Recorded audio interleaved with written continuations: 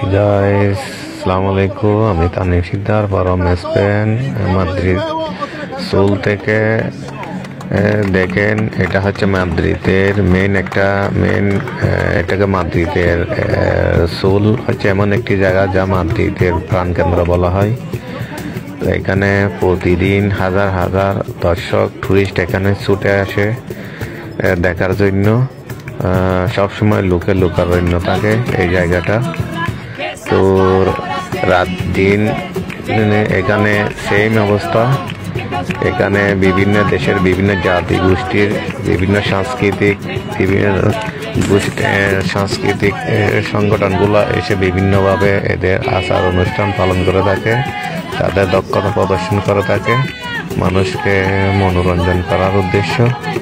দেখেন আপনাদের ভিডিওর মাধ্যমে দেখাচ্ছি।